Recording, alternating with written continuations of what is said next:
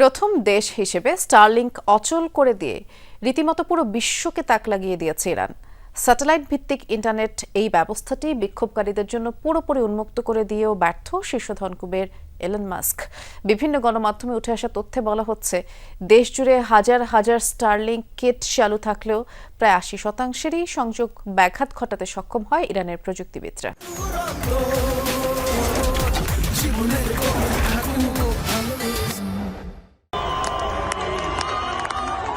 সরকার বিরোধী বিক্ষোভ চরমে পৌঁছালে ৮ জানুয়ারি দেশজুড়ে ইন্টারনেট পরিষেবা বন্ধ করে দেয় ইরান প্রশাসন। ব্যাহত হয় টেলিযোগাযোগ সেবাও। বহির্বিশ্বের সাথে একরকম বিচ্ছিন্ন হয়ে পড়ে মধ্যপ্রাচ্যের দেশটি।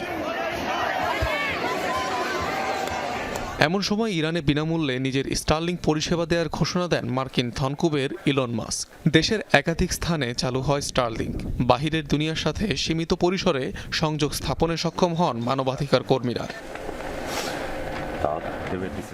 তবে বাধাহীন এই ইন্টারনেট ব্যবস্থাকেও যেন হার মানিয়েছে ইরানের প্রযুক্তি। বেশ কিছু গণমাধ্যম বলছে, ব্যবহারের শুরুর দিকে স্টারলিংকের আপলিংক ও ডাউনলিংক ট্রাফিকের প্রায় ৩০% ব্যাহত করে তেহরান। তবে কয়েক ঘন্টার মধ্যেই পরিষেবাটির ৮০%-এরও বেশি ট্রাফিক বাধাগ্রস্ত করতে সক্ষম হয় কর্তৃপক্ষ।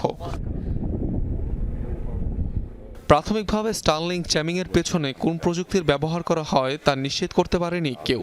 তবে বিশ্লেষকদের ধারণা, মিলিটারি গ্রেড সরঞ্জাম ছাড়া স্যাটেলাইট কানেকশন ব্যাহত করা সম্ভব নয়। ধারণা করা হচ্ছে, এ ধরনের প্রযুক্তিগত সহায়তা রাশিয়ার কাছ থেকে পেয়ে থাকতে পারে ইরান।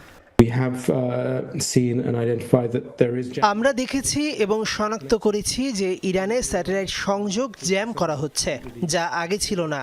রাশিয়া ইউক্রেন যুদ্ধের সময় যা দেখেছি তার সাথে অনেকটা মিলে যায়।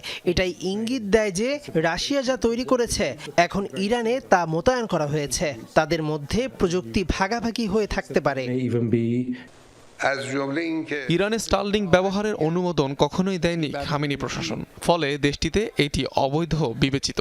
কিন্তু পরিসংখ্যান বলছে, আগের যে কোনো সময়ের তুলনায় বর্তমানে ইরানে স্টারলিংক রিসিভারের সংখ্যা অনেক বেশি।